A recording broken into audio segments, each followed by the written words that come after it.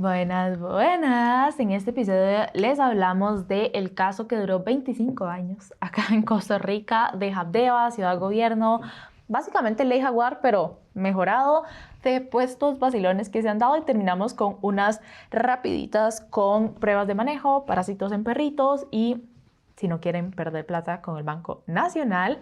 Esto es Welcome to Chepe, un episodio para las personas que les gusta estar en largo ya. La Asamblea Legislativa de la República de Costa Rica determina que no existen elementos suficientes para proceder a levantar el fuero de inmunidad al presidente de la República de Costa Rica, señor Rodrigo Alberto de Jesús Chávez Robles. Empecemos con el tema más importante de la semana, que no debería de ser, pero que en cualquier otro momento sería. Me explico. A ver, una investigación a una presidencia o expresidencia siempre es algo gigante en un país. En este caso tenemos que el expresidente Miguel Ángel Rodríguez fue declarado inocente el pasado 29 de mayo de todos los cargos en su contra en el caso reasegurados. Se absuelve de toda pena y responsabilidad a Miguel Ángel Rodríguez Echeverría,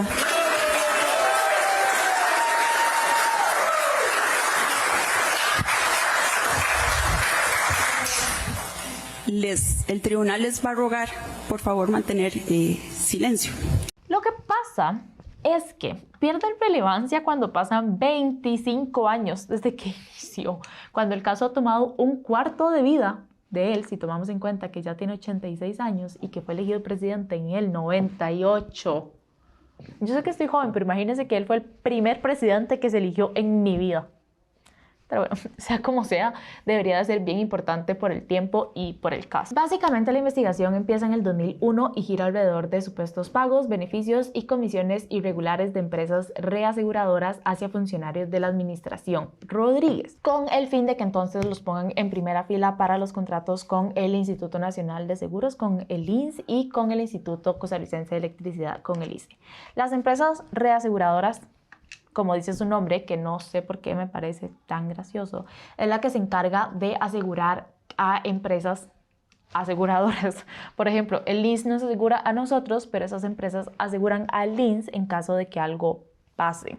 Todo inició específicamente en dos expedientes. El primero, aparente pago de $2,1 millones de la reaseguradora londinense PWS entre el 98 y el 2002, y otro con supuestas comisiones y viajes pagados por la corredora Guy Carpenter y Willis Re durante el 2001. Esta plata la movían asociadas pantalla en Panamá y después se usaba obviamente para uso personal. Pero todo esto fue desestimado 25 años después. ¿Por qué tanto tiempo? Gran pregunta. 2001, se abre el expediente, que realmente se hacen en dos, investigan, hasta el 2013 cuando deciden unir los dos expedientes, además de acusarlo por el delito de peculado y pedir una pena de 132 años de cárcel. Pero ese mismo año deciden cerrar el caso y considerar ilegales las pruebas que recogieron de otros países. 2014 anulan lo del año anterior y vuelven a abrir el caso, pero con las pruebas todavía siendo ilegales e inutilizables. 2015 ordenaron llevar el caso a juicio. 2016 la defensa apeló, pero no lo aceptaron. 2017 otra vez dijeron que entonces iban a llevar el caso a juicio. 2018 el Tribunal Penal de Hacienda lo confirmó. 2019 ponen el juicio para el 2021, pero acá no vamos para el 2021 porque realmente nada pasó, porque pues pandemia, y además descubrieron que tenían que traducir muchas cosas. Ahora nos vamos a mover realmente al 2022, cuando la Sala Constitucional tuvo que levantarse y dar la razón a un recurso de amparo que había metido el expresidente porque pues había una violación al principio de justicia pronta y cumplida.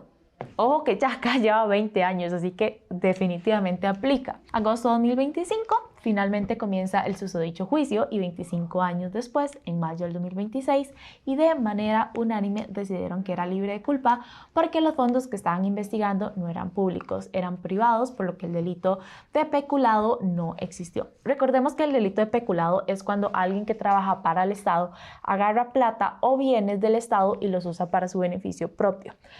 Básicamente el peculado es con plata o bienes del Estado, y esto que se investiga es con plata privada. La presidenta del tribunal dijo que no existía ni un solo hecho que vincule al exmandatario con un plan delictivo, y así digamos que termina todo. Ahora queda que se entregue la sentencia completa y la posible probable decisión de la Fiscalía de apelar y volver a intentar que sea condenado, pero por ahora el tribunal dijo que no había nada que probar y a sus 86 años el expresidente termina este caso. Entonces, el expresidente y estas otras personas de su gobierno ya no le deben nada al Estado, pero ¿se imaginan comenzar un caso penal con 60 años y que lo terminen a sus 86? Eso se paga. 6 o 7 años más de la esperanza de vida de una persona, hombre costarricense. Y siempre temí no poder ver este día. Dios se llevó a Lorena, que no está a la par mía, para tener este momento de justificación de toda una lucha. Pero me dejó acá para poder estar yo presente. Entonces ahora queda la deuda millonaria del Estado a estas personas por un total de 7,1 millones de dólares, más de 3.000 millones de colones, y eso adivinen quién lo paga. El Estado. Entonces adivine quién es el Estado. Nosotros. 1.300 millones de colones para el expresidente y el resto se reparte entre las otras 4 personas que estaban en este mismo caso. Por lo menos así está hasta ahora. De nuevo, queda la oportunidad de la Fiscalía de apelar y volver a abrir todo esto porque dicen que hay condenas relacionadas a este mismo caso en Reino Unido y Estados Unidos. O sea que sí hubo un delito, pero que acá no se llamó así, entonces... Ajá. Pero el pedo va mucho más allá si recordamos que todas estas pruebas internacionales se declararon ilegales. Se complica la cosa. Pero bueno, por ahora por lo menos un final o pausa al caso de 25 años. Y hablando de un caso que lleva arrastrándose años, hablemos de la ley Jaguar. Pero no de manera negativa como la vimos una. Nueva ley Jaguar, una ley inmaculada desde el punto de vista constitucional. Y otra. La presentación de la ley Jaguar revisada para que desde un punto de vista constitucional sea inmaculada y químicamente pura. Y otra vez. Los años anteriores. Ahora más bien vamos a hablar de cómo se pueden hacer las cosas si se hablan, y es que una de las cosas que estaba metida dentro de esta muy famosa ley era la Marina y Terminal de Cruceros de Limón. Se trata de 854 millones de dólares para transformar la actual terminal en Nangarrón. Son 27 hectáreas en donde se construirán un mercado al aire libre, oficinas, hotel, boutique, garajes, parqueos, talleres, locales y condominios, y podrán atracar 4 cruceros. La idea básicamente siempre ha sido cambiar la ley de Habdeba para que le permitiera hacer alianzas con empresas privadas y así construir la marina y la terminal. Habdeba, por cualquier cosa, es la institución pública que administra los puertos del Caribe y tiene como misión impulsar el desarrollo económico de la provincia de Limón.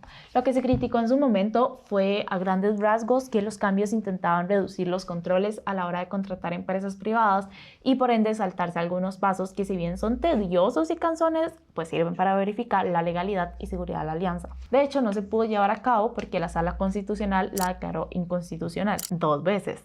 Sin embargo, en agosto del 2024, la entonces diputada del PUSC, María Marta Carballo, presentó un proyecto de ley mini Jaguar en el que incluyó específicamente el pedacito que hablaba de Habdeba, pero como imaginarán, en la última asamblea, pues ahí se quedó sin mucho movimiento. Pero recientemente vimos cambios. Las 5 fracciones de la Asamblea, Pueblo Soberano, Liberación Nacional, Frente Amplio, PUSC y Coalición Agenda Ciudadana, llegaron a un acuerdo y aprobaron de manera unánime un texto sustitutivo. De hecho, fue justo su mayor opositor, el FA, el que lo propuso, y lo apoyaron todos. La diferencia es que básicamente es lo que les decía antes que criticaban. Ahora, sí permiten hacer alianzas estratégicas fuera de cómo se hace usualmente la contratación, pero todavía respetando principios de transparencia, fiscalización y rendición de cuentas, que ahora sí van a continuar siendo protegidas y supervisadas por la Contraloría General de la República. De hecho, la misma Contraloría hizo observaciones al texto y la semana pasada las diputaciones las aprobaron y las adaptaron al texto. Yo no creo que a nadie se le vaya a olvidar todo lo que pasamos en esos episodios. Ahora el texto actualizado se publica en la Gaceta, pasa por unas consultas a instituciones que probablemente pasen súper rápido porque todo se ha hecho como de la mano con ellas.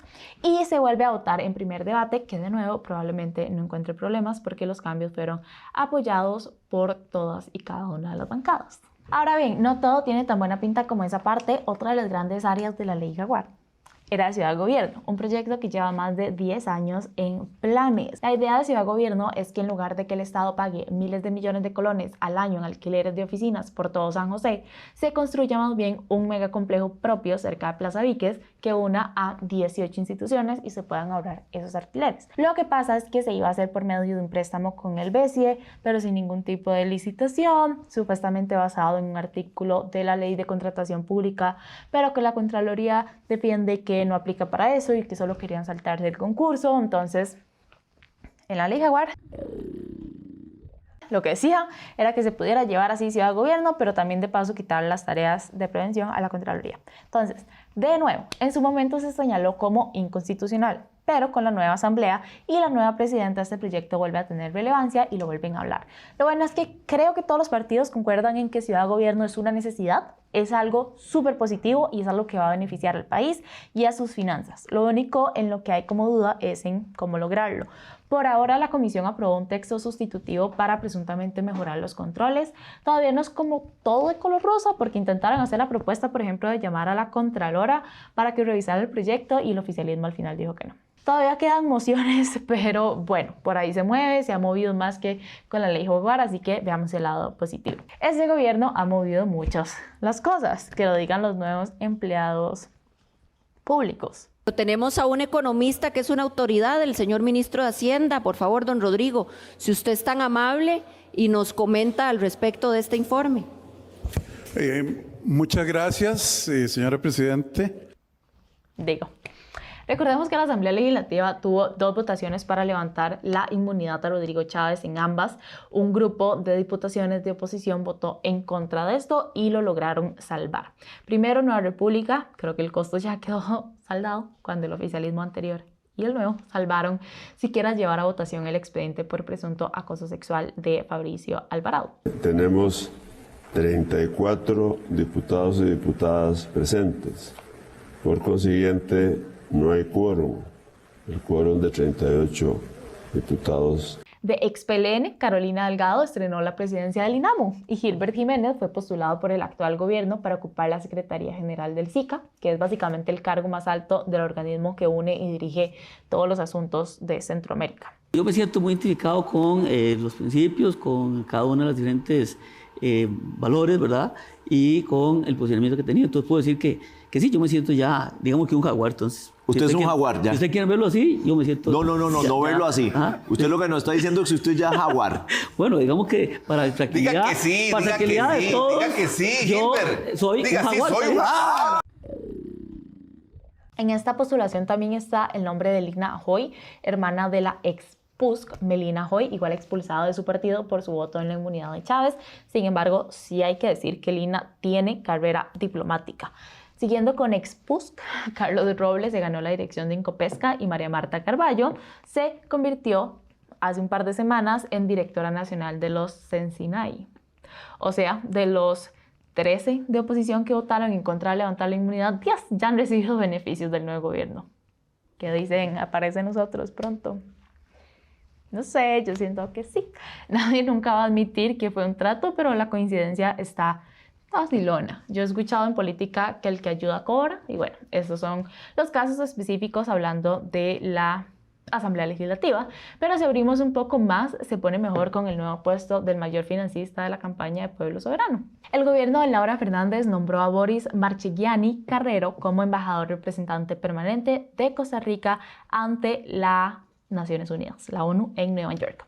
Marchegiani es un empresario turístico venezolano nacionalizado costarricense, dueño del Hotel Gaia en Quepos y secretario general del Partido Pueblo Soberano. Fue el responsable de pagar estas famosas vallas publicitarias que todos vimos y hablamos mucho, y en el Tribunal Supremo de Elecciones sale como el principal contribuyente de Pueblo Soberano en los últimos 2 años, con más de 14 millones de colones.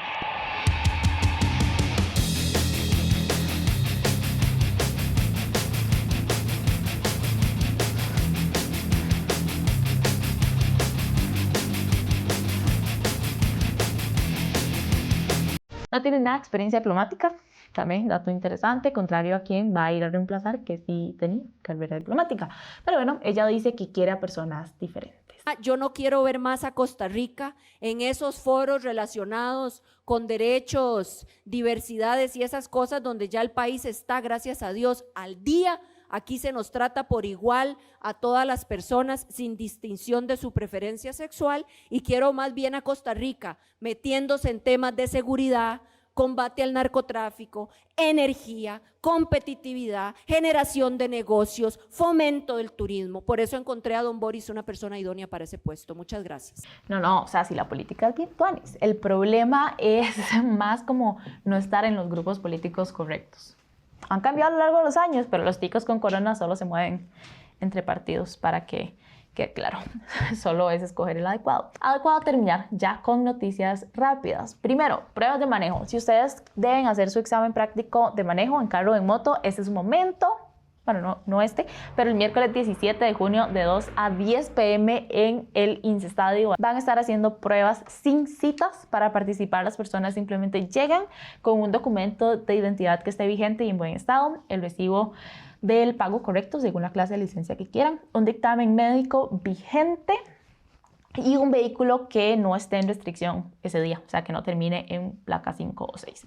Ojo con dos cosas muy importantes: no pueden llegar, eso sí, con una cita que ya tenga matriculada en el sistema, y tampoco pueden haber perdido una prueba en los 20 días hábiles anteriores a esa fecha.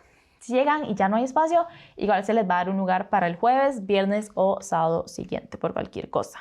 La segunda noticia es que hay un parásito nuevo en el país. No es tan mala noticia como suena, eso sí. Un grupo de científicos confirmó por primera vez en el país el parásito Leishmania infantum en 8 perritos que nunca han salido del país. O sea, el parásito ya se está moviendo acá adentro. Y lo encontraron en perros, pero el parásito también puede enfermar a seres humanos. Pero, ojo, tranqui, no es contagioso entre perritos mismos o entre personas o de ellos a uno. Solo es por medio de un mosquito específico que puede pasarlo de uno a otro. Ojo, de nuevo, no es tan mala noticia porque no quiere decir que haya una emergencia que está fuera de control. Más bien permite sí saber y poder estar pendientes. Por ejemplo, estar pendientes si sus perritos tienen lesiones en la piel, pérdida de pelo, crecimiento normal de las uñas y deterioro en la salud del perrito.